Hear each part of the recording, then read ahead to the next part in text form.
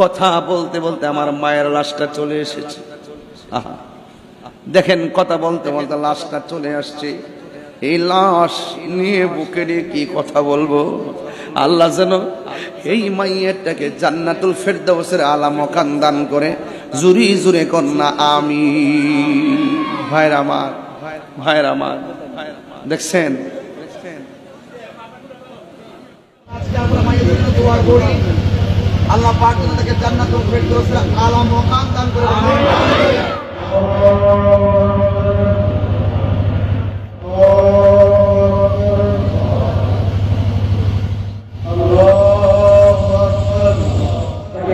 কখনো দেওয়া হবে ওই কবরকে একটি প্রশ্ন করা হবে।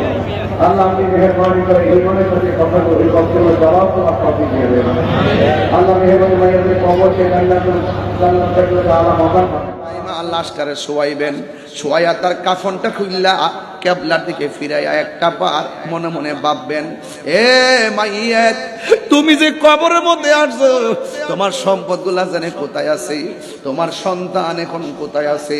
নীরব তাকায়া তাকায়া দেখবেন আর মনে মনে ভাববেন, আজকে তার আমি শোয়া দিলাম, একদিন আমারও এমন করে শোয়া, একদিন আপনারা আমার যখন সময় দিব, জানি না আমার পাশে 8-9 জন, এই পাশে 5-6 জন বসা আছে, এই মানুষটির মধ্যে কার জানে মরণটা আল্লাহ আগে লিখে রাখছে, আমরা বলতে পারি না। একটা মানুষের চেহারার সঙ্গে আরেকটা মানুষের চেহারা মিলে না। বলছে কবর কাহার জন্য জান্নাতের বাগান, আবার কবর কাহার জন্য জাহান্নামের গর্ত। আমি উসমানের কবরটাকে জান্নাত হবে না জাহান্নাম হবে আমি তো জানি না। এবার সাহাবী ডাক দিয়ে আপনি চিন্তা করেন কেন? আল্লাহর হাবিব আপনাকে জান্নাতের টিকিট দিয়েছেন। উসমান ডাক দিয়ে আমি জানি টিকিট দিয়েছেন, আমি চলার পথে এমন কোন কাজ যদি আমার পক্ষে সংগঠিত হয়ে যায়, যিনি টিকিট দিয়েছেন তিনি টিকিট আবার কায়রাও নিতে পারেন, তিনি টিকিট কেড়ে নিতেও পারেন। এই জন্য আমি কবর দেখলে বড় ভয় লাগে। আমার নবী বলছেন, আমি সবচাইতে বেশি দেখছি কবরের মধ্যে কবরের আযাবটা ভয়ঙ্কর মনে হয়েছে। আমার নবী, আপনার নবী বলেন কবরের মধ্যে অনেক ধরনের আযাব আছে, সবচাইতে বেনামাজির জন্য কবরের আযাব হলো 3টা। 1 নম্বর আযাব হলো কবর মধ্যে সবচাইতে কঠিন আযাব কোনটা জানেননি? সেই আযাবটা শুরু হবে প্রথম রাতের বেলায়।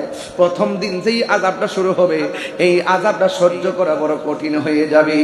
প্রথম আযাব হলো কবরের 2 পাশের মাটি 2 প্রান্তে যাবে, 2 পাশের মাটি এসে আপনাকে এমন জোরে একটা চাপা মারবে, ডান পাশের হাড্ডিগুলো বাম পাশের হাড্ডির ভিতরে ঢুকে যাবে, বাম পাশের হাড্ডিগুলো ডান পাশের হাড্ডির ভিতরে ঢুকে যাবে। টিস্যুটা যেমন করে হাতের মধ্যে নিলাম, এই টিস্যুটা যেমন করে আমার শক্তি বলে গুড়া বানাইলাম, মাটিটা তোমার বডিটারে এমন করে গুড়া বানাইবো। তখন কবরের মানুষটা বলবে, ও আল্লাহ, যদি নামাজ না পড়া কবর আসলে এমন আযাব হবে গো, জীবনে আমি ফজরের নামাজ ছাড়তাম না, জোহরের নামাজ ছাড়তাম না, আসরের নামাজ ছাড়তাম না, মাগরিবের নামাজ ছাড়তাম না, ইশারের নামাজ ছাড়তাম না। ও আল্লাহ, বেনামাজি হইয়া কবর আসলে যদি এমন কষ্ট হবে, জিন্দেগি তোমার নামাজ ছাড়তাম না। ও আল্লাহ, আর আযাব সহ্য হয় না। জাহাঙ্গীর সুন্নি মিডিয়া, সত্যের সন্ধানে আমাদের পথ চলা। আল্লাহর হাবিব সাল্লাল্লাহু তাআলা আলাইহি ওয়াসাল্লাম বলেন, তোমরা 5টা জিনিস আসার আগে 5টা জিনিসকে গুরুত্ব দিবে। অসুস্থ হওয়ার আগে সুস্থতাকে গুরুত্ব দিবে, গরিব হওয়ার আগে স্বাবলম্বীটাকে গুরুত্ব দিবে, ব্যস্ত হওয়ার আগে অবসর সময়টাকে গুরুত্ব দিবে, মৃত্যু আসার আগে তোমরা হায়াতটারে মূল্যায়ন করবে। আজকে আমি আসার আগে 2 ঘন্টা আগে শুনছি এলাকার একটা মা মারা গেছে, তার জানাজা হবে ওয়াজের পরে। আমি শোনার পরে আমার মনের ভিতরে অনেক কষ্ট পেয়েছি। এখনো আসার আগে একটা ছেলে আমারে কয়, হুজুর আমার আব্বা কয়েকদিন আগে মারা গেছে, একটু আব্বার কবরটা জিয়ারত করেন না। আমি পোলা পান্ডে বলছি স্লোগান বন্ধ কর, গুরুস্থানের ভিতরে ঢুক। বাউন্ডারির দরজা দিয়ে ভিতরে ঢুকলাম, নতুন কবরটার পাশে দাঁড়ায়া দোয়া করলাম। আমার আব্বা তো দুনিয়াতে নাই, তার আব্বা দুনিয়াতে নাই, এই জন্য আমি তার বাবার জন্য দোয়া করলাম। আজকে যে একটা মা মারা গেল, ওই সন্তানটা জানে মা হারা ব্যথা কত। এ যুবক যে চলে যায় সে বোঝে রে বাবা। এই জন্য আজকে যেই মানুষটা চলে গেছে তার আপনজনরা কিন্তু আজকে শান্তিতে নাই। আজকে ওয়াজটা যে প্রাণবন্ত ভাবে শুনতো, এখন তাদের মনের ভিতরে একটাই, আমার পরিবার থেকে আমার একজন সদস্য চলে গেছে। আজকে 12টার পরে অন্ধকার একটা ঘরের মধ্যে শোয়া দিবে, এই ঘরের মধ্যে যে পড়ে থাকবে কালকে আবার এই টাইমে তারা আর দেখা যাবে না। এই জন্য আমার মায়ের আনুষ্ঠানিকতাটা যেমন, আমার বাবার আনুষ্ঠানিকতা যেমন, আমার আনুষ্ঠানিকতাটাও সেইভাবে অপেক্ষা করতেছে গো। ইন্না লিল্লাহি ওয়া ইন্না ইলাইহি রাজিউন। আমি তার জন্য, সে আল্লাহর জন্যই তো আমি, আল্লাহই তো আমারে পাঠাইছে, সেই রবের দিকেই তো আমি ফিরে যাব। আল্লাহ রাব্বুল আলামিন বলছেন, কাইফা তাকফুরুনা বিল্লাহি ওয়া কুনতুম আমওয়াতান ফাআহইয়াকুম সুম্মা ইউমীতুকুম সুম্মা ইউহয়ীকুম সুম্মা ইলাইহি তুরজাউন।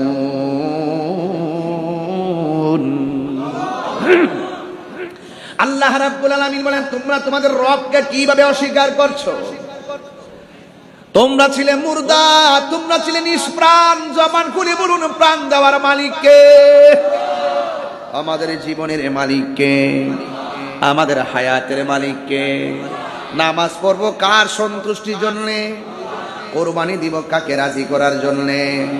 কুল ইন্না সলাতি ওয়া নুসুকি ওয়া মাহইয়ায়া ওয়া মামাতি লিল্লাহি রাব্বিল আলামিন। এই জন্য আল্লাহ বলছে, তোমরা আমি আল্লাহকে কেমন করে অস্বীকার করবে? তোমরা ছিলে মুর্দা, জীবন দিয়েছে কে? জীবন দেওয়ার পরে কেউ বক্তা হয়ে গেছে, জীবন দেওয়ার পরে কেউ চেয়ারম্যান হয়ে গেছে, জীবন দেওয়ার পরে কেউ মন্ত্রী হয়ে গেছে। কিন্তু যখন একদিন সময় আসবে একটা থাবা মেরে মালিকানা শেষ করে দিবে, ওই থাবার নাম হলো মৃত্যু। জোরে কোন ঠিক কিনা? আমার নাম কি? মৃত্যু। মৃত্যু, কুল্লু নাফসিন যায়িকাতুল মাউত, মউত, মৃত্যু। সুম্মা ইউমীতুকুম, তোমাদেরকে মৃত্যু দেওয়া হবে। মৃত্যু যখন দেওয়া হবে, মালিকানা শেষ। ঘরের কাপড় ঘরের সুকেছে, জমিনের জায়গায় জমিন, ব্যবসার জায়গায় ব্যবসা। কিন্তু মনে রাখবেন, যা দুনিয়াতে এনেছেন সব কিছু রেখে আপনি কবরে চলে যাবেন। জবানটা খুলে বলুন, হায়াতের মালিককে। হায়াতের মালিক হলো আমার আল্লাহ। এই জন্য যুবক পায়ের মধ্যে হাত দিয়া বলি, যে কোনো মুহূর্তে আমার মরণ আসতে পারে। যে মহিলাটা মারা গেছে 5 দিন আগে মনে মনে ভাবছে তাহিরি হুজুর আসবে, ওয়াজ শুনবে। কথা কম ঠিক কিনা? কথা বলেন না। অনেক মাতাফিরা এলাকায় ওয়াজ শুনেন আগ্রহ করে, হয়তো আপনাদের এলাকায় কম, অনেক জায়গায় মা বোনরা ওয়াজ শুনতে আসে। আছে না? আছে, অনেক আছে না? এরা ওয়াজ শুনে মারহাবা কর। হ্যাঁ, এইদিকে মা বোনরা আছেন, হারিয়ে যাব একদিন আমি, রবনায় ভুবন চিরদিন। সুবহানাল্লাহ না? মরহুমের লাশ মাঠে আসছে, দীর্ঘদিন আপনাদের সাথে চলাফেরা করছে। যদি চলাফেরার পথে কোনো অন্যায় করে থাকে, আল্লাহর হস্তে মাফ করে দিবেন। বলে কি বলে না? আর যদি কেউ পাওনা দাওনা থাকেন, আমরা আসি সন্তানরা, আমরা পাওনা পরিশোধ করে দিব। আর নামাজের পরে আপনারা দূর থেকে যারা আসছেন কে যাবেন, এই কথাগুলো বলে কি বলে না? আরে কথাগুলো বলে কি বলে না? আমার কি কোনো কবরে বাক্স আরে এই খাটের মধ্যে বাক্স শক্তি আছে? আমরার পক্ষ থেকে একজনে বলে দেয়, বাস ক্ষমা করে দিও। তো আসেন, চলার পথে আমরা যে চলছি আজকে ক্ষমাটা চাইয়া নেই, কথা কোন ঠিক কি না? আরেকজনে ক্ষমা চাওয়া আর নিজেরটা নিজে চাওয়ার মধ্যে পার্থক্য আছে না? একটু আমার সাথে বলেন, হারিয়ে যাব একদিন আমি রব নাই ভুবন চিরদিন, বলো হারিয়ে যাব রব নাই ভুবন চিরদিন। ক্ষমা করে দিও তোমরা আমায়, বলো তোমরা আমায়, ভুল করে থাকি যদি কোনো দিন, হারিয়ে যাব একদিন আমি রব নাই ভুবন চিরদিন। বাঁশি বাগানে বা গোরস্থানে হয়তো দিবে মোরে কবর, বাঁশি বাগানে বা গোরস্থানে হয়তো দিবে মোরে কবর। তোমরা আমায় যাবে ভুলে, রাখবে না জানি কোনো খবর, পড়বে কি মনে আমার কথা, ফেলবে কি অস্ত্র কোনো দিন, হারিয়ে যাব আর বনায় ভুবন চিরদিন, বলো হারিয়ে যাব রব নাই ভুবন চিরদিন। ক্ষমা করে দিও তোমরা আমায়, বলো রায় আমায়, ভুল করে থাকি যদি কোনো দিন, হারিয়ে যাব আর বনায় ভুবন চিরদিন। জুড়ে জুড়ে কি আল্লাহু আকবার বলা যাবে না? দুইটা হাত সোজা করে কোন ইয়া রাসূলুল্লাহ। আমরা কবরে নবী চাই কি চাই না? মরণের কালে নবী চাই কি চাই না? নবীর দেখলে গুনাহ হয় না, গুনাহ মাফ হয়।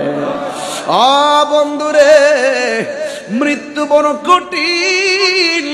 আল্লাহ রাব্বুল আলামিন বলেন, মিনহা খালাকনাকুম ওয়া ফিহা নুঈদুকুম ওয়া মিনহা নুখরিজুকুম তারাতান উখরা। ও বন্ধু, তোমাকে মাটি থেকে বানানো হয়েছে, সেখানেই তোমাকে দাফন করা হবে। দাফনের আগে কিন্তু একটা সাকরাতুল মাউত আছে, মরণের আগে একটা সাকরাতুল মাউত আছে, জানেন কি? আর রুহু নিলে তো আমি ডেড বডি,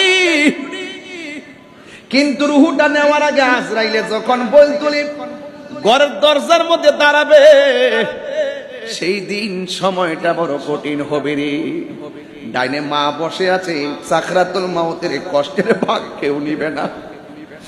আমার বাবা বসে থাকবে, আমার সাকরাতের কষ্টের ভাগ কেউ নিবে না গো। টাকার ভাগ সবাই নেয়, সম্পদের ভাগ সবাই নেওয়ার জন্য পাগল, কিন্তু মরণের কষ্টের ভাগ নেওয়ার কোন বান্ধব দুনিয়াতে, আরো জোরে দুনিয়াতে।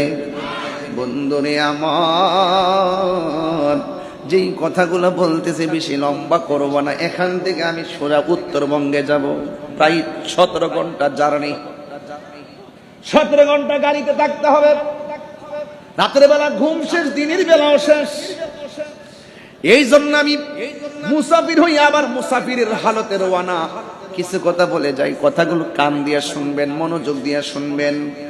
এই জন্য আল্লাহ বলে, বন্ধু সুম্মা ইউমিতুকুম, তোমাকে মৃত্যু দেওয়া হবে। দেওয়া হবে কথাটা অনেক সহজ, জন্ম মৃত্যু একদম ইউনিভার্সাল ট্রুথ। কিন্তু আজরাইলের রূহটারে সারসারি করার আগে এই বলতুলিতে এমন একটা খেলা শুরু হইবে, তোমার মরণ যন্ত্রণা। যার সামনে যাবে সে বুঝবে আজরাইলটা কেমন ধাও মারে। দরজাতে আইসা এমন ভয়ঙ্কর সুরতে ঢুকবে, আজরাইল রে দেখা তোমার রগ গুলা টাস করে ছিঁড়ে যাবে, রক্ত গুলো পানি হয়ে যাবে, আর হাড্ডি গুলা টাস করে খুলে যাবে। ও বন্ধু রে, বন্ধু রে, ও বন্ধু, মরণ যন্ত্রণা বড় কঠিন। এখন যদি বলেন হুজুর কেমন কঠিন একটু বোঝাইয়া দেন, আমি আপনাদের এই মুহূর্তে বোঝাইতে পারবো। শুধুমাত্র আমার সামনে 2 মিনিট নাকটার আর মুখটার বন্ধ করে রাখেন, বুঝবেন শ্বাসটার দাম কত। কথা বলেন ঠিক কিনা? আর মরণের সময় কত সুর করবা গো, আমারে বাঁচাও বাঁচাও বাঁচাও। আজরাইলে বলবে না না, ওয়া মা তাদরি নাফসুন বিআইয়ি আরদিন তামুত। যেই জায়গার মধ্যে আমার রব তোমার মৃত্যু লিখে রেখেছে, সেই জায়গার মধ্যে তোমাকে মৃত্যুবরণ করতে হবে। কারণ তোমার শুরুর মালিক যেই রব, তোমার শেষের মালিকও সেই রব। ইন্নাহু হুয়া ইউবদিউ ওয়া ইউঈদ ওয়া হুয়াল গফুরুল ওয়াদুদ যুল আরশিল মাজিদ। He is the forgiving and loving. তিনি প্রেমময়, তিনি ক্ষমাশীল। কিন্তু আমার আল্লাহ জীবন দিয়েছেন, জীবন দিয়ে পরীক্ষা করেছেন। কিন্তু যুবক, আজরাইল যখন তোমাকে দাও মারবে, আজকে আমার গলার কাছে পানি আছে, এমন একটা সময় আসবে 7 সমুদ্র 13 নদীর পানি মুখের মধ্যে দিলে পানি তৃষ্ণা মিটবে না। এটার নামই হলো সাকরাতুল মাউত। জোরে কোন ঠিক কিনা? ও বন্ধু রে, ও বন্ধু, ঘরের দরজা থেকে মানুষটারে নিয়ে গেল, পাশে বোন বসা টের পাই নাই, স্বামী বসা টের পাই নাই, আপনজন বসা টের পাই নাই। এই জন্য মরণটা আসার আগে মনে করতে হবে আজকে এই সময়টা আমার জীবনের শেষ সময়। এই জন্য নামাজ কাজা করা উচিত নয়, রোজা বাদ দেওয়া উচিত নয়, অন্যায় কাজ করা উচিত নয়, হক থেকে দূরে থাকা উচিত নয়। কারণ যেই কোনো মুহূর্তে মালাকুল মউত আজরাইল সামনে এসে যেতে পারে। এ বন্ধু, মৃত্যু যদি না থাকতো জীবনটা কতই না সুন্দর কত। আল্লাহকে আমি মৃত্যুটা দিয়েছি আমি আল্লাহর ক্ষমতা বোঝানোর জন্য। কথা বলেন ঠিক কিনা? আল্লাহর ধরা কি নরম না শক্ত? আরো বড় করে, নরম না শক্ত? এই জন্য আমার যুবক ভাইরা, মৃত্যু ইউনিভার্সাল ট্রুথ হবেই হবে। অনেকে কয় তোর ছেলেটাকে বিদেশ কেন পাঠাইলি? বিদেশ পাঠানোর কারণে ছাদ থেকে পড়ে মারা গেছে, দেশে থাকলে সে মারা যেত না। এই কথা বলাটা নাফরমানি কথা। অনেকে বলে তুই কোথায় গিয়েছিলি? তুই যদি ঘরের মধ্যে থাকতি বাচ্চাটা পানির মধ্যে পড়ে মারা যেত না। এটা ভুল কথা, ভুল কথা। না না, বিদেশে নিয়ে ছাদের উপর থেকে ফালাইয়া দুনিয়া থেকে আল্লাহ তারে বিদায় দিবে। দুনিয়াতে আসার আগে আমার আল্লাহ সেই সিদ্ধান্ত করে রেখেছেন, যার যেখানে মরণ সেখানে তার মরণ হবে। এই জন্য যুবক, পালাইবার কোনো জায়গা নাই। এই মৃত্যু আসার আগে নামাজের দরকার আছে না নাই? মৃত্যু আসার আগে রোজার দরকার আছে না নাই? মৃত্যু আসার আগে আল্লাহকে মানার দরকার আছে না নাই? এই জন্য মরণের আগে আল্লাহ আপনাকে 2টা জিনিস বলে দিয়েছেন। ইয়া আইয়ুহাল্লাযীনা আমানু আমিনু বিল্লাহি ওয়া রাসূলিহি। আল্লাহ বলে, হে ঈমানদারগণ, তোমরা ঈমান আনো আল্লাহর উপরে এবং ঈমান আনো আমার নবীর উপরে। দুনিয়ায় থাইকা যদি আল্লাহর বিধান লঙ্ঘন কইরা সুদ খান, আল্লাহর বিধান লঙ্ঘন কইরা ঘুষ খান, আল্লাহর বিধান লঙ্ঘন কইরা নাফরমানি করেন, কবরের ভিতরে যাইয়া শান্তি আপনার নসিবে জুটবে না। কথা বলেন ঠিক কিনা? যা করবেন মরার আগে না মরার পরে? কথা কয় না কেন?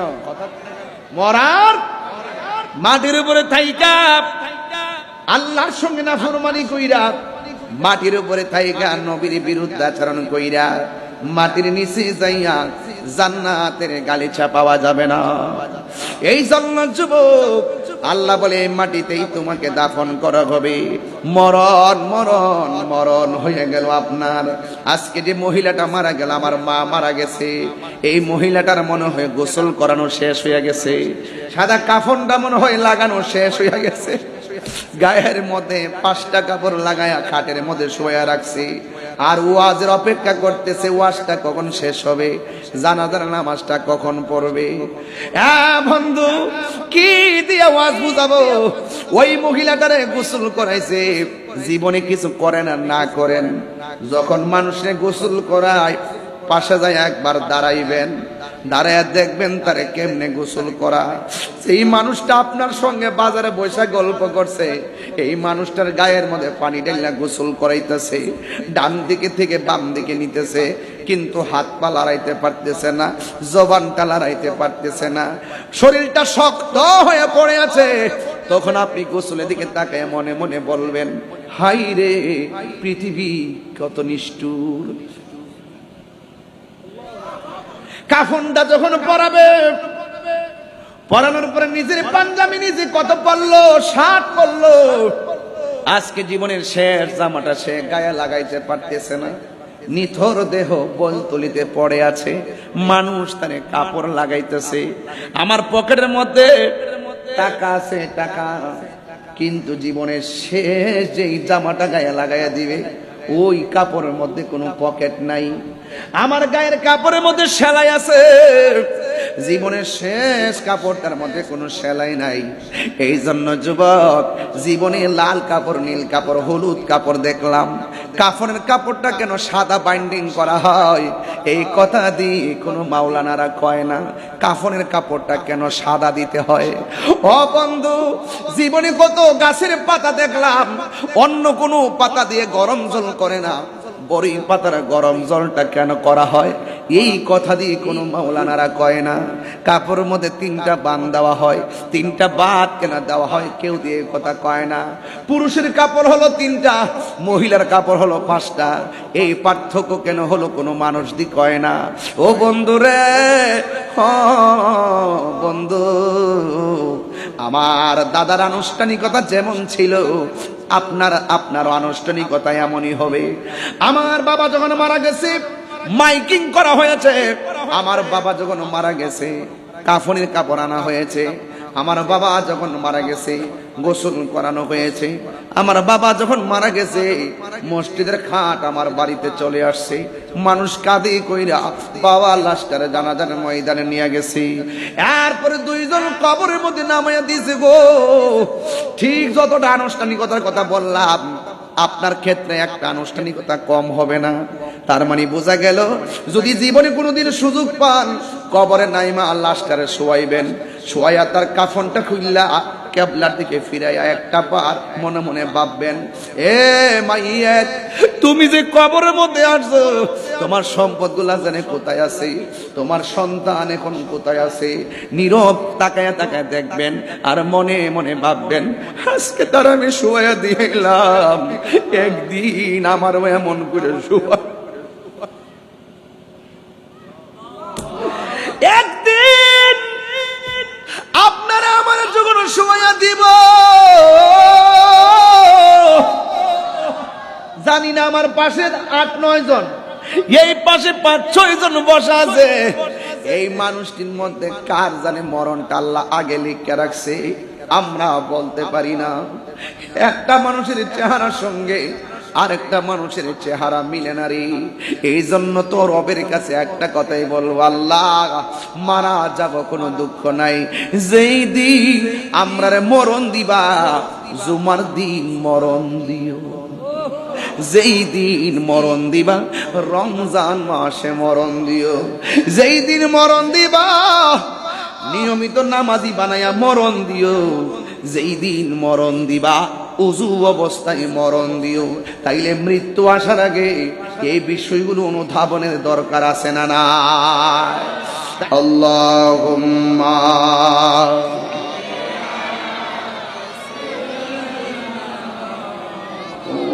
مولانا محمد وعلى آل سيدنا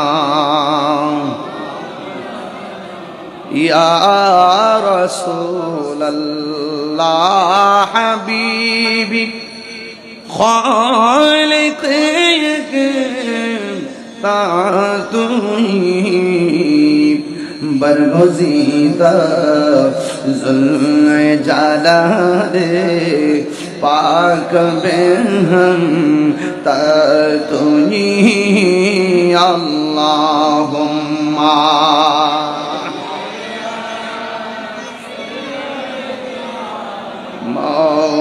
مولانا محمد وعلى آل سيدنا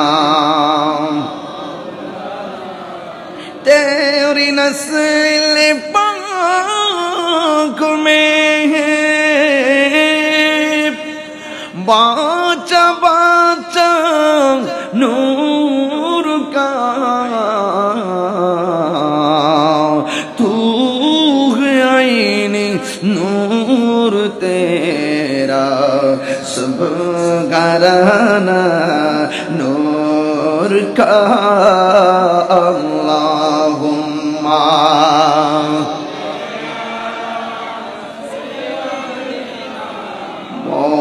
मौलाना मुहम्मद वअला आलि सय्यिदिना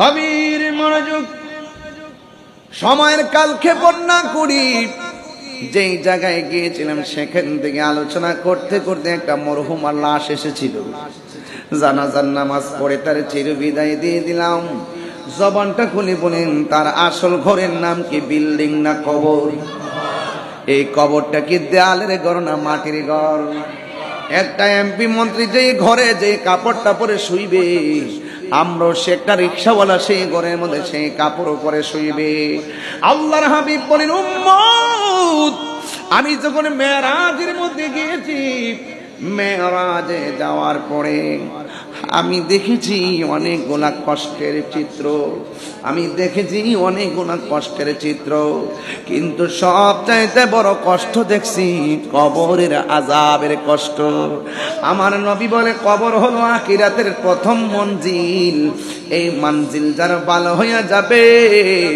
হাসরের ময়দান তার ভালো হয়ে যাবে ঠিক কিনা এই জন্য কবরে ঢোকার আগে আল্লাহর ইবাদত দরকার আছে না নাই ও বন্ধু কি দিওয়াজ বুঝাবো ওই কবর বড় সাংঘাতিক নবীর একজন প্রিয় সাহাবী যার নাম হযরত ওসমান যুন্নুরাইন রাদিয়াল্লাহু তাআলা আনহু যাকে আমার আল্লাহর হাবিব জান্নাতের সার্টিফিকেট দিয়েছেন যার কাছে আমার নবীর দুইটা কন্যা একজনের নাম কুলসুম আর একজনের নাম রুকাইয়া এই দুইটা কন্যা সন্তানকে যে ওসমানের কাছে বিয়ে দিয়েছেন যার ব্যাপারে আমার নবী বলেন আমার যদি আর একটা কন্যা থাকতো ওই মেয়েটাকেও আমি ওসমানের কাছে দিয়ে দিতাম সুবহানাল্লাহ কোন না কেন ওই ওসমান যুন্নুরাইন নামাজ পড়তে গেলে মন ভরা আনন্দ জান্নাতের সার্টিফিকেট আছে রোজা রাখলে আনন্দিত জান্নাতের সার্টিফিকেট আছে তিনি জিহাদ করতে গেলে আনন্দিত জান্নাতের সার্টিফিকেট আছে সব জায়গায় তিনি আনন্দিত একটা জায়গায় গেলে তিনি চোখের পানি ফেলায় ফেলায় কান্না করতেন ওই জায়গার নাম হলো অন্ধকার কবর সাহাবীরা কয় ওসমান ও ওসমান সব জায়গায় আপনি আনন্দিত কিন্তু কবরস্থানে গেলে কেন আপনি চোখের পানি ফেলে কান্না করেন ওসমান যুন্নুরাইন বলেন আমার নবী বলছে কবর কাহার জন্য জান্নাতের বাগান আবার কবর কাহার জন্য জাহান্নামের গর্ত। আমি উসমানের কবরটাকে জান্নাত হবে না জাহান্নাম হবে আমি তো জানি না। এবার সাহাবী ডাক দিয়ে আপনি চিন্তা করেন কেন? আল্লাহর হাবিব আপনাকে জান্নাতের টিকিট দিয়েছেন। উসমান ডাক দিয়ে আমি জানি টিকিট দিয়েছেন। আমি চলার পথে এমন কোন কাজ যদি আমার পক্ষে সংগঠিত হয়ে যায়, যিনি টিকিট দিয়েছেন তিনি টিকিট আবার কায়রাও নিতে পারেন, তিনি টিকিট কেড়ে নিতেও পারেন। এই জন্য আমি কবর দেখলে বড় ভয় লাগে। আমার নবী বলছেন, আমি সবচাইতে বেশি দেখছি কবরের মধ্যে কবরের আযাবটা ভয়ঙ্কর মনে হয়েছে। আমার নবী আপনার নবী বলেন, কবরের মধ্যে অনেক ধরনের আযাব আছে। সবচাইতে বেনামাজির জন্য কবরে আযাব হলো তিনটা। এক নম্বর আযাব হলো কবর মধ্যে সবচাইতে কঠিন আযাব কোনটা জানেননি? সেই আযাবটা শুরু হবে প্রথম রাতের বেলায়। প্রথম দিন যেই আযাবটা শুরু হবে, এই আযাবটা সহ্য করা বড় কঠিন হয়ে যাবে। প্রথম আযাব হলো কবরের দুই পাশের মাটি দুই প্রান্তে যাবে। দুই পাশের মাটি এসে আপনাকে এমন জোরে একটা চাপা মারবে, ডান পাশের হাড্ডিগুলো বাম পাশের হাড্ডির ভিতরে ঢুকে যাবে, বাম পাশের হাড্ডিগুলো ডান পাশের হাড্ডির ভিতরে ঢুকে যাবে। টিস্যুটা যেমন করে হাতের মধ্যে নিলাম, এই টিস্যুটা যেমন করে আমার শক্তি বলে গুড়া বানাইলাম, মাটিটা তোমার বডিটারে এমন করে গুড়া বানাইবো। তখন কবরের মানুষটা বলবে, ও আল্লাহ, যদি নামাজ না পড়া কবর আসলে এমন আযাব হবে গো। জীবনে আমি ফজরের নামাজ ছাড়তাম না, জোহরের নামাজ ছাড়তাম না, আসরের নামাজ ছাড়তাম না, মাগরিবের নামাজ ছাড়তাম না, ইশারের নামাজ ছাড়তাম না। ও আল্লাহ, বেনামাজি হইয়া কবর আসলে যদি এমন কষ্ট হবে, জিন্দেগি তোমার নামাজ ছাড়তাম না। ও আল্লাহ, আর আযাব সহ্য হয় না। এখন যদি আপনার কান থাকতো, বলতলির গুরুস্থানে গেলে দেখতেন মানুষ কেমনে কান্না করে। সবাই প্রতি রাত দিন রাত 24 ঘন্টা বলতেছে, বাঁচাও বাঁচাও, আর পারি না বাঁচাও। কিন্তু তাদের কান্নার আওয়াজ মানুষের কানে পৌঁছে না, তাদের কান্নার আওয়াজ জিনের কানে পৌঁছে না, কিন্তু তাদের কান্নার আওয়াজ গরু ছাগল চতুষ্পদ যন্ত্রের কানের মধ্যে ঠিকই পৌঁছে। আল্লাহ রাব্বুল আলামিন বলেন, ওয়া মা ইয়াস্তাবিল আহিয়া ওয়ালাল আমওয়াত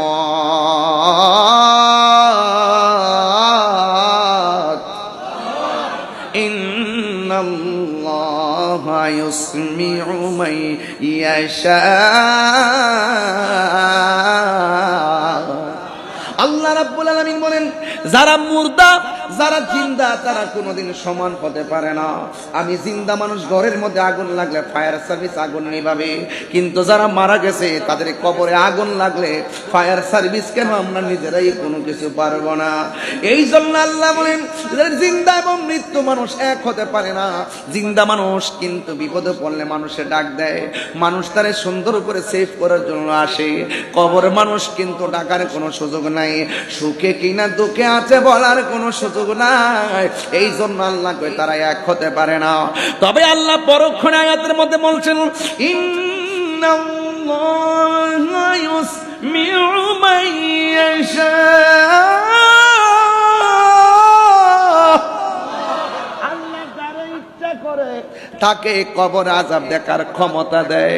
এই ক্ষমতা এখনো মৌলবী পাইছে না।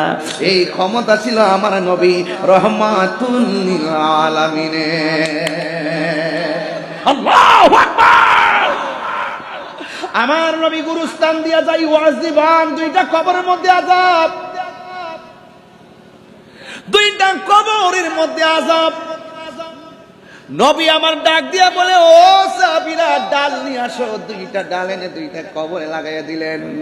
সাহাবীরা বলে, নবী গো, কেন আপনি ডালগুলা লাগালেন? আমার নবী কয়, উম্মত, আমি নবী যাহা দেখি তোমরা তা দেখো না, আমি নবী যাহা শুনি তোমরা তা শোনো না।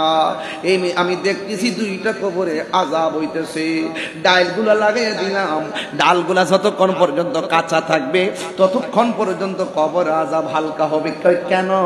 এই কাঁচা ডাল আমার আল্লাহর জিকির করে। কবরের ডাল লাগানোর দলিল আছে না নাই? ফতোয়াবাজি বন্ধ করেন, ফতোয়াবাজি সব জায়গা করেন না। হুজুর কি বলেন? হ্যাঁ, আমরা যখন ডালগুলা তাল কিন দেই, এগুলা ফতোয়া দে, আজান দিল ফতোয়া দে। এই ফতোয়াবাজি আমরা লোকে বন্ধ করেন। এগুলো আমরা বুঝ যাই এত বড় হইছি, তবে ঠান্ডা মাথায় এখন ওয়াজ করি, গরম বাসায় ওয়াজ করতে পারি, কিন্তু আজকে পরিবেশ না, আজকে ঠান্ডা ভাষায় কথা বলতে হবে, কথা বলতে হবে বেশি, বুঝাইতে হবে বেশি, সময়ও খুব কম। আমি কাজে লাগাচ্ছি সময়টাকে। আল্লাহ আকবার বলবেন না? কেন আযাব হচ্ছে? একটা কবরের মানুষ চুগলখুরি করত, আরেকটা মানুষ প্রস্রাব করে পবিত্রতা অর্জন করত না। আমি ডাল লাগাইছি যেন কবর আযাবটা হালকা হয়। নবীজি কবরের উপরে, লাশ কবরের নিচে, নবী দেখার ক্ষমতা আছে না নাই? আমার যুবক পোলাপান গুলো কোথায়? ওইগুলো কি মানুষ না? সবাই বলে না নবী দেখার ক্ষমতা আছে না নাই? আরে হাত তুলে বলো আছে না নাই? নবীকে দেখার ক্ষমতা দিয়েছে কে? নবী এই মুহূর্তে বৈলতুলির মাহফিলে আশিকদেরকে দেখার ক্ষমতা আছে না নাই? তোমার চোখ যদি সিদ্দিক আকবরের চশমা হয় তাইলে তুমি দেখতে পারবা, আবু জাহেলের চশমা হলে দেখতে পারবে না। জালালউদ্দিন সুয়ুতি বলেন, আমার জীবনে আমি ৭৫ বার আমার নবীকে দেখেছি।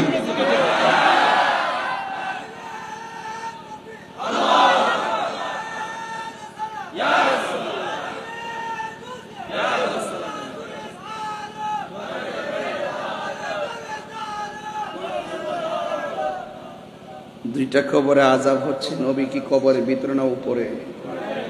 উপর থেকে নিচে দেখার ক্ষমতা আছে না নাই? ডাল লাগাইছে যেন ফিউচারে কবর আযাব হালকা হবে। আবার বলতেছে কোন কারণে আযাব হচ্ছে? কই প্রস্রাব করে পানি হইতো না, চুগলখুরি করত। তার মানে কি? অতীতের খবরও বললো, বর্তমানের খবরও বললো, ভবিষ্যতের খবরও বললো। তা আমার নবী অতীত, বর্তমান, ভবিষ্যৎ এই যে এলেমটা রাসূলুল্লাহকে দান করেছেন কে? আল্লামাকা মা লাম তাকুন তাআলাম, আর রহমান আল্লামাল কুরআন। রাসূলুল্লাহকে শিক্ষা দিয়েছেন কে? নবীর শিক্ষক কি জানতেন? University lecturer. নবীর শিক্ষক কে? তো সুতরাং মুখে লাগাম দিয়ে কথা বলো। প্রত্যেকটা সমাজে কিছু ভাইরাস থাকে। এই ভাইরাস গুলো আলিফের নামে কুতুব জানে না? ওই আমার শায়েক কইছে, শায়েকের হাড়িতে কুত্তা মুখ দিছে। এগুলো মাঝে মাঝে খোদা আদাব তাফসীর ভাইজানের মধ্যে বলছেন, ইউখাদিউনাল্লাহ, এই আয়াতের তাফসীর করতে বলছেন কিছু গুই সাপের মতন। ওই গর্তের মধ্যে মুখটা বাইর করে বসে থাকে, যখন আমরা মারতে যাই তখন ঠুস করে মুখটা ভিতরে নেয়। ওই কিছু কিছু মুনাফিক বের হয় রমজান মাসে। যখন রমজান মাসটা চলে যায় ঠুস করে আবার কয়জন হারাই আছে। তারাবি কয় 8 রাকাত, বেয়াতের 1 রাকাত। যখন রমজানটা জাগা তখন ওয়াজ শেষ। যখন আবার শবে বরাত আসে, হালুয়া রুটি খাওয়া বেদাত। হালুয়া রুটি খাওয়া। এজন্য এইবার আমি ঘোষণা দিচ্ছি, আগামীতে শবে বরাতে হালুয়া রুটি হবে, বিরিয়ানি হবে, গরু জবাই হবে। আমরা খাইতে থাকবো, তারা জ্বলতে থাকবে। আগামীতে হালুয়া কম হবে না বেশি হবে? খাওয়া বেদাত। আমার জীবনেও শুনছি।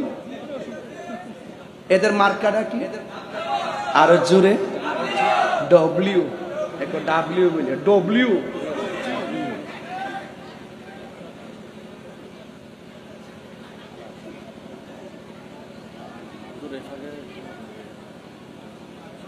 আজকে গজল বেশি গাইছে নাকি?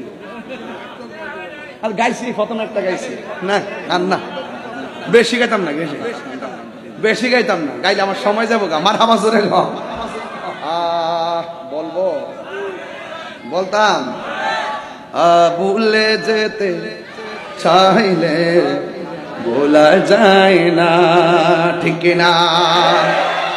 আমার জান মদিনা, আমার প্রাণ মদিনা, আমার হ্যাঁ ভুলে যেতে চাইলে কদর আছে খন্দক আছে উহুদের পাহাড়, নবীর লাগি চন্দনাস বাসি ব্যথার পাহাড়, ঠিক না? আরে ১৫০০ বছর পরে আসছে, কি হয়েছে? রাসূল বলছেন, রে সাহাবীরা, তোমরা তো আমাকে দেখে দেখে মহব্বত করতেছো। আমার কিছু উম্মত এখনো আসে নাই, আসবে। তাদের ওজন হাসরের মাঠে অনেকবার বেড়ে যাবে। ওরা আমাকে দেখে নাই, না দেখে আমার নাম শুনেই পাগল হয়ে যাবে। দেখছেন না কেউ নবীজরে গালি দিলে আমরা জুতা হাতে নেই তার সাপার দাঁত পালাইতে? আমার তো মনে হয় বলতিলির পোলাপানে তো আসে আর এই যে পাগলা প্রধান অতিথি, এমন প্রধান অতিথি দুই তিনটা গ্রামও থাকলে সব খাইতে যাবো গা। কুলজাটার মধ্যে পেটটার মধ্যে সাহসে ভর্তি, মাথা বাজরে গা। আমার কাছে আমি তাকাই দেখছি বাপ সাপটা, এটা আরো বড় বক্তা, মাথা বাজরে গল। তা আমার প্রশ্ন হইল, আপনাদের যে রং ডং দেখতেছি, এই বৃষ্টি বাদলা মানে 2 হাত পানি ছিল, 2 হাত পানি একদিনে নিষ্কাশন কইরা এখানে আমার মাহফিলের পরিবেশ করা, এটা সাধারণ জিনিস না। এর দ্বারাই প্রমাণ হয় সুন্নিরা বিরানি খাওয়েন না, সুন্নি না। আমার পোলা পান্ডি কই হাত তুলা বলো, ঠিক কিনা বলো? আল্লাহু আকবার।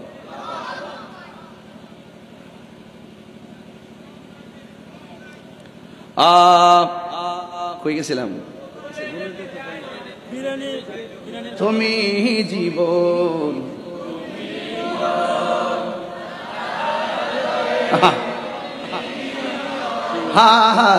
তুমি জীবন, তুমি মরণ, আধার ঘরে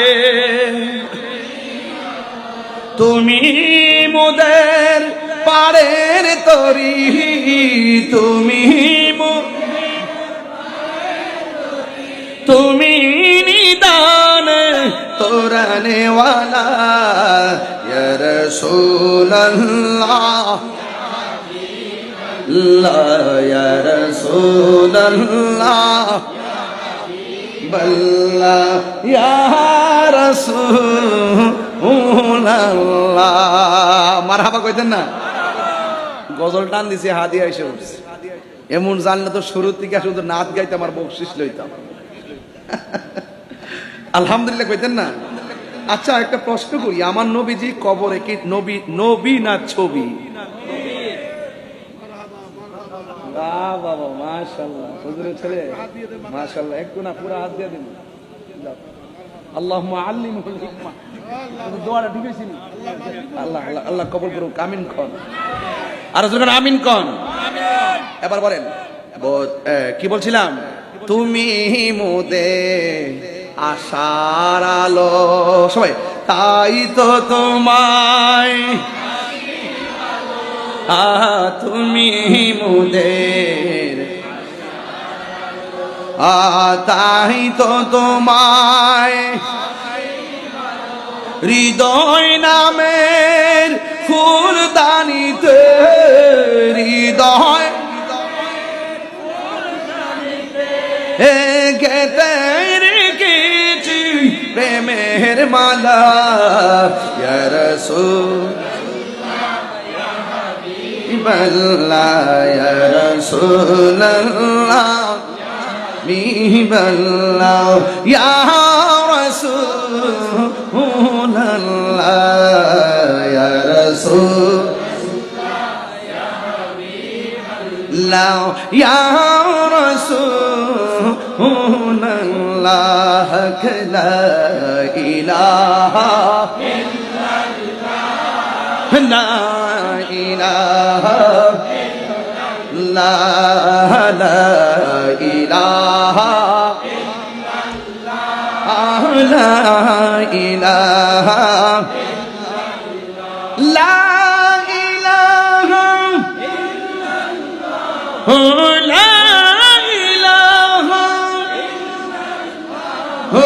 লা ইলাহা লা আল্লাহু আল্লাহু, পাগল হয়ে যান। আল্লাহ আল্লাহু আল্লাহু, লা ইলাহা ইল্লাল্লাহ, হাসবি রাব্বি জাল্লাল্লাহ, মা ফি কলবি গায়রুল্লাহ, সুবহানাল্লাহ। পড়ি নূর মুহাম্মদ সাল্লাল্লাহু ইলাহা লা লা ইলাহা লা ইলাহা। গভীর মনোযোগ, ওই কবরের ভিতরে গেলি দুনিয়ার মানুষ দেখার ক্ষমতা আছে। বৃষ্টি হয়েছে না? এলাকার গোরস্থানটা কোথায়? এই সামনে। খবর নিয়ে দেখেন এই মাঠে পানি উঠছে, সবাই মিলে পানি সরাইছে, আর কবরের ভিতরে কোমর পানি, গলা পানি পর্যন্ত ভরে আছে। নিষ্কাশনের কেউ, হাড্ডিগুলো বাসতেছে, গোশতগুলো পচতেছে। আল্লাহু আকবার বলবেন না? কবর বড় সাংঘাতিক জায়গা। রাত্রে একলা গুরুস্থানে গেলে ভয় লাগে, আর জনম জন্ম ওই ঘরে পড়ে থাকতে হবে। আপনি যদি নামাজি হন, আল্লাহ বলছেন ইয়া আইয়ুহাল্লাযিনা আমানু আমিনু বিল্লাহি ওয়া রাসূলিহি, আল্লাহর নবীর উপর যদি ঈমান আইনা মা আতাকুমুর রাসূলু ফাখুযুহু ওয়া মা নাহাকুম আনহু ফান্তাহু, যদি ওই সিলেবাসটা ধারণ করতে পারেন, এবং ওয়াবাশশিরিল্লাযিনা আমানু ওয়া আমিলুস সালিহাতি আন্না লাহুম জান্নাতিন তাজরি মিন তাহতিহাল আনহার খালিদ, যদি আপনি যদি নেক আমল করতে পারেন, ঈমান এনে নেক আমল করতে পারেন, কবরে যাওয়ার পরে আপনি আর অন্ধকার পাবেন না, কবরকে আমার আল্লাহ নূর বানায় দিবে। দেখতেছেন মাটির ঘরে একটা কাপড় দিয়ে কেমনে শুইবেন, হয় এটা একটা কথা। আল্লাহ তো উত্তম পরিকল্পনাকারী, ঠিক না? আল্লাহ পাক রব্বুল আলামিন বলবেন ফেরেশতারা আমার পাগলা বান্দা কেমনে একলা থাকবে, যা জান্নাত থেকে গালিচা নিয়ে নিচে বিছায়া দাও। এরপরে বলবে ওই কবরে যখন এইভাবে শুয়ে যাবে, তখন এইভাবে একটা কাকরম খাবে, ডান দিকে দেখবে একটা আলো ঝলমল করতেছে, মুর্দা বলবে তো এই বেটা তুমি আমার কবরে আলো দিতেছো, তুমি আবার কে? আমার চিনো না, আমি হলাম তোমার দুনিয়ার নেক আমল। আবার এই আলো দিকে আবার বাম দিকে যাবে, যাওয়ার পরে বলবে তুমি আবার আলো দিতেছো, তুমি আবার কে? কয় তুমি আমার চিনো না, আমি হলাম তোমার দুনিয়ার কোরআন তেলাওয়াত। তাইলে বোঝা গেল ইমানের গুণে প্রশ্নের উত্তর আর আমল আপনার অলংকার হয়ে যাবে। সুতরাং টোটালি ইমান আমল যখন পরিশুদ্ধ আর পরিপূর্ণ হবে, আপনার জিম্মাদারিত্বের চিন্তা দুনিয়ার কেউ করতে হবে না। এই জিম্মাদারিত্ব কার?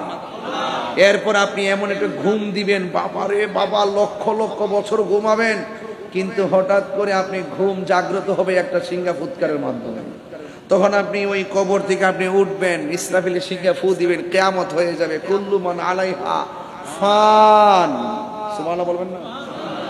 ওয়া মিনহা নুখরিজুকুম তারাতান উখরা, যখন শেষ দিবসের সময় হয়ে যাবে, এই ঘর থেকে আপনি বের হবেন একটা মাঠে, সেই মাঠের নাম হলো হাসরের ময়দান। হাসর অর্থ হলো একত্রিত হওয়া, একত্রিত হওয়া। সকল মানুষকে আল্লাহ যে মাঠে একত্রিত করবেন, ওই মাঠটার নাম হলো ময়দানে মাহশর। চিৎকার মেরে কন্যা সুবহানাল্লাহ। ওই কবরে মানুষ বেলতুলি থেকে একদম বের হয়ে ওই দিকে রওনা দিবে। অনেকে মনে করে হাসরের মাঠটা মনে হয় আসমানের উপরে, আসলে না, হাসরের মাঠটা হবে জমিনের মধ্যে। কথা কোন ঠিক না বে ঠিক? তাহলে সামে সামে এই যুবক ভাইরা, ওই মাঠটা হবে একদম তামার মাঠ। মাথার সুরমার কাঠিটা যত বড়, ঠিক এই মাথার উপরে এই পরিমাণ উপরে সূর্যটা থাকবে। সূর্যটা যখন আপনার মাথায় লাগবে, নিচে যখন লাগবে, তখন তামাটা গরম হয়ে যাবে। আপনার শরীর থেকে ঘাম ঝরবে, যার পাপ হবে যেমন ঘাম ঝরবে তেমন। পাপ অনুযায়ী কেউ গিরা পানিতে সাঁতার কাটবে, কেউ হাঁটু পানিতে সাঁতার কাটবে, কেউ গলা পানিতে সাঁতার কাটবে। আল্লাহু আকবার কোন না কেন? এইভাবে যখন সাঁতার কাটতে থাকবে, পানিটা হবে কেমন জানেন? দুনিয়ার আগুনটা যত গরম, তার চাইতে 70 গুণ গরম হলো সেই পানিটা। ওই পানির মধ্যে তখন কি করবে? তারা সাঁতরাবে। তখন মানুষগুলো আল্লাহরে বলবে, আল্লাহ আর কত দাঁড় করায় রাখবে, এবার হিসাবটা শুরু করো না। আদম নবী বলবো, আমার পক্ষে সম্ভব না আল্লাহরে বলা যে বিচার কাজটা শুরু করো। ইউনূস নবী বলবে, আমার পক্ষে সম্ভব না যে বিচার কাজটা শুরু করো। জাকারিয়া পয়গম্বর বলবে, আমার পক্ষে সম্ভব না যে বিচার কাজটা শুরু করো। যার কথার দ্বারা 50,000 বছর পরে যার কথার দ্বারা বিচারটা শুরু হবে, তিনি হলো আমার নবী রাহমাতুল লিল আলামিন। আল্লাহু আকবার বলবেন না? তো কবরে নবী না ছবি? কবরে নবী না ছবি? আরো বড় করে, আরো বড় করে। অনেকে বলে কবরে নবীর ছবি দেখাবে, এই বিশ্বাসকে আমরা করি? কবরের শরীরে আমার নবী থাকবেন। চিৎকার মেরে কোন সুবহানাল্লাহ। ইমানদাররা দেখবেন, বেঈমানরা পাবে না, এটাই বাস্তবতা। কথা বলেন ঠিক কিনা? তো সুতরাং আপনাদের খেদমত আমার প্রশ্ন, হাসর মাঠে উঠে গেলেন, উঠার পরে আমার নবী সুপারিশ করবেন আপনার জন্য, আমার জন্য। তবে একটা কথা, নবীর সুপারিশ পেতে গেলে নবীকে জানের চাইতে বেশি মহব্বতের দরকার আছে না নাই? মহব্বতের ইবাদত এক জিনিস না, মহব্বত এই বলতলি বাজারে কিনতে পাওয়া যায় না। কথা কোন ঠিক কিনা? আল্লাহ রাব্বুল আলামিন বলছেন কি জানেন, যে আল্লাহ রাব্বুল আলামিন হাবিব বলছেন তোমরা বড় জামাতের সাথে থাকো। তোমরা কোন জামাতের সাথে থাকো? বড় জামাতের সাথে থাকো। মান সাজ্জা সুজ্জা ফিন্নার না মিনান্নার। তো যেই ব্যক্তি ছোট দলের সাথে ভাগাভাগি হয়ে যায় সে জাহান্নামে যাবে, যে বড় দলের সাথে থাকবে সে জান্নাতি হবে। আর বড় দলটা হলো আহলুস সুন্নাত ওয়াল জামাত। আরে কথা বলেন ঠিক কি না গো? কারা সুন্নি? সুন্নি সবাই না, তারাও লেখে আহলুস সুন্নাত ওয়াল জামাত, আমরাও লেখে আহলুস সুন্নাত ওয়াল জামাত। টুকা দিয়ে দেখো, যার ভিতরে নবীর মহব্বত আছে, যার ভিতরে আহলে বায়াতের মহব্বত আছে, সবাই হলো সুন্নি। কথা বলেন ঠিক?